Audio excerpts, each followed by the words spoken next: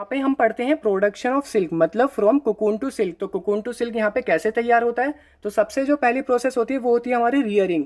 Rearing of silk worms to obtain cocoon. तो यहाँ पे रियरिंग मतलब होता है पालन पोषण करना। तो कैसे यहाँ पे पालन पोषण होता है जानते हैं। A female silk moth lays 100 of eggs at a time.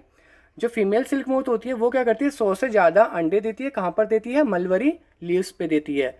The eggs of silk moth are stored carefully on paper strips. तो वहाँ पे इसको कहाँ पे स्टोर किया जाता है, पेपर स्ट्रिप्स में रखा जाता है, ध्यान से कि वो टूटे ना। और किसको बेच दिया जाता है, सिल्क वॉर्म फार्मर्स को बेच दिया जाता है। जब ये सिल्क वॉर्म फार्मर्स को बेच दिया जाता है तो वो क्या करता है, इसको एक अच्छी जगह टेम्परेचर में रखता है जहाँ पे उसको सूटेबल हो, जो वहाँ पे वो रह सके उस टेम्परेचर में और उस ह्यूमिडिटी पे। और ऐसी जगह रखता है जो साफ़ सुथरी हो, मतलब वहाँ पे हाइजीन अच्छा खासा हो, मतलब हाइजीनिक कंडीशन, मतलब साफ़ सुथरी जगह। The eggs are then warm to a suitable temperature for hatching. जैसे ही वहाँ पे उसको सूटेबल टेम्परेचर मिलता है तो कुछ दिनों बाद वो वहाँ पे क्या होते हैं, टूट जाते हैं। हैचिंग मतलब टूटना होता है। The silk worms are fed cut up mulberry leaves. तो वहाँ पे उनको खाने के लिए वहाँ पे क्या दिया जाता है, उनको मलबरी लीव्स दिया जाता है, जिससे वो ग्रोथ कर सके और अपने नेक्स्ट स्टेज पे पहुँच सके। The silk worm eat day and night and grow big in size. तो दिन रात खाने की वजह से वो क्या होते हैं, जल्दी ग्रो हो जाते हैं। आफ्टर 25 टू 30 डेज, मतलब 25 से 30 दिन बाद, the silkworm stops eating and get ready to spin cocoons. तो यहाँ पे क्या होता है, फिर वो 25 से 30 दिन बाद खाना बंद कर देते हैं और वो अपना 8 शेप में तैयार करते हैं कुकून फॉर्म में चेंज होने के लिए। ठीक है, 8 शेप में वो क्या करते हैं, अपना सिल्क थ्रेड छोड़ते हैं और वहाँ पे कुकून की शेप में रेडी हो जाते हैं बनने के लिए।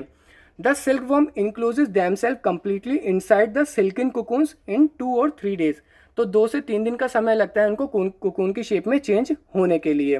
ठीक है, अब यहाँ पे इसके नेक्स्ट स्टेप नेक्स्ट पेज पे देखते हैं। सेकेंड स्टेप यहाँ पे है processing of cocoons to obtain silk fibre. जब वो कुकून की शेप में वहाँ पे क्या होते हैं, चेंज हो जाते हैं, तो वहाँ पे होता क्या है, a pile of cocoons is used for obtaining silk fibres.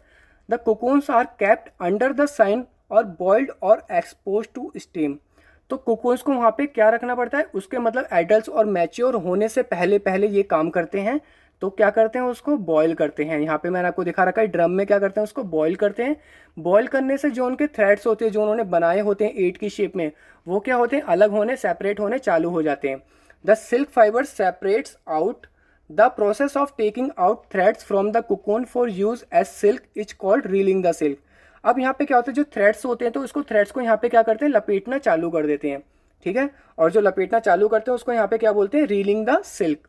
Railing is done reeling the silk in special machine. तो उसकी कुछ अलग से मशीन्स आती हैं विच अनवाइंड द थ्रेड्स और fibres of silk from the cocoon, जिसको वहाँ पे क्या करती है, ये अलग अलग करके वहाँ पे उसको लपेटना चालू कर देती है। थर्ड प्रोसेस हमारा है converting the silk fibres into silk cloth. तो यहाँ पे सिल्क फाइबर को किस में कर रहे हैं, सिल्क क्लॉथ में कर रहे हैं, कन्वर्ट, चेंज कर रहे हैं। Silk fibres obtain from cocoons are twisted to form silk thread. तो सिल्क फाइबर को यहाँ पे क्या करते हैं, ट्विस्टेड करते हैं, गोल गोल घुमाते हैं, जिसको यहाँ पे क्या हो जाए, सिल्क थ्रेड में वो चेंज हो जाए, जिसको यहाँ पे हम क्या बोलते हैं, सिल्क यान भी बोलते हैं। The silk yarn is then woven on looms into silk cloth by the weavers. तो यहाँ पे जो सिल्क यान हमारा तैयार होता है कुकून से, उसको यहाँ पे हम शॉल बनाने के लिए या विंटर के क्लॉथ्स बनाने के लिए दे देते हैं। तो ये हमारी प्रोसेस थी जिससे हमारा वूल तैयार होता था, कुकून टू सिल्क। ठीक है, अब हम बढ़ते हैं अपने नेक्स्ट पॉइंट।